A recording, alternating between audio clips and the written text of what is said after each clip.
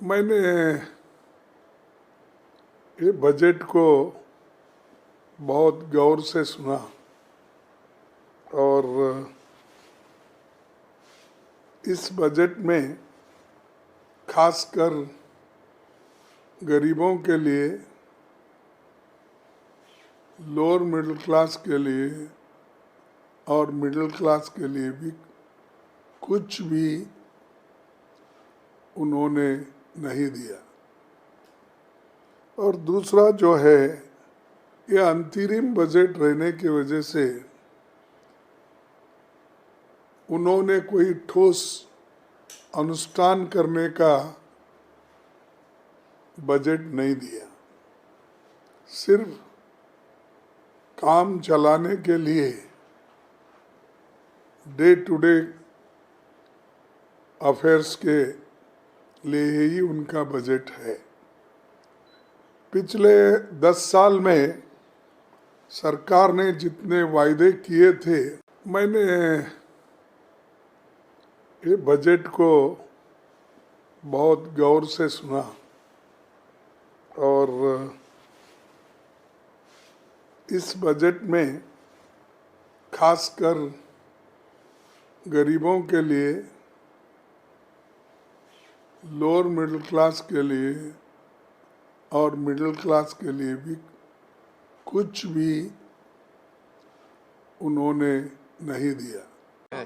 चुनाव की साल है, चुनाव के साल में फुल बजट नहीं पेश किया जाते हैं, लेकिन सबसे बड़े हमारे नियमों के मुताबिक इस बजट में कोई पॉलिसी के बारे में नहीं कहे जाते हैं, लेकिन ये सरकार पॉलिसी के बारे में बात करते हैं। तो ये सबसे बड़ी सरकार संविधान की मान्यता नहीं देते हुए इस तरह की बात करते हैं। अभी चुनाव के समय आम लोगों को लुभाने के लिए सरकार तरह तरह की लोगों को कुछ लुभाने की तरीका निकाल रहे हैं। हमें देखना है कि कौन सा बजट है। बेरोजगारी से रोजगार मिलने का बजट ही है क्या? ये गरीबों की रोजाना खर्चा करने की ताकत बढ़ाने की बजट है ये क्या? हमारे देश आज विश्व में 111 नंबर सूचकांक पर आ गए भूखमरी की सूची पे, उसको निदान पाने के लिए कोई बजट है क्या? तो ये बजट से आम चुनाव जो होने वाला है इस साल, ये आम चुनाव में आम लोगों को लुभाने की बजट है और कुछ नहीं है। मेरे हिसाब से इस साल भी बहुत ही ज्यादा निराशापूर्वक ये बजट रहा है।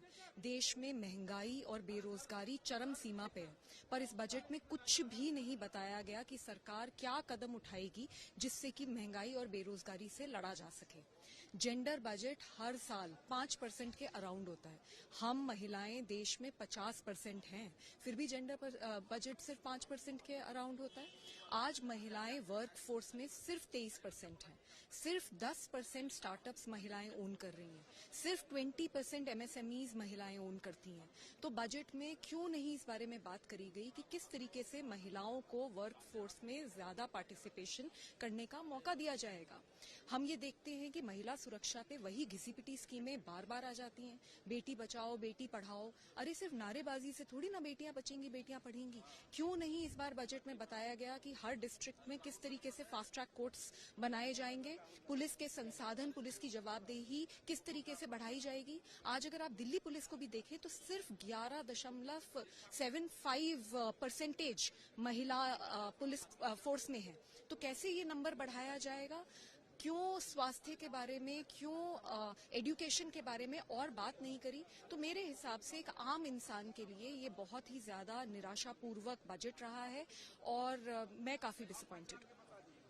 आदरणीय प्रधानमंत्री जी के मार्गदर्शन में लोकसभा में प्रस्तुत अंतरिम बजट विकसित और आत्मनिर्भर भारत के निर्माण को गति प्रदान करने वाला है।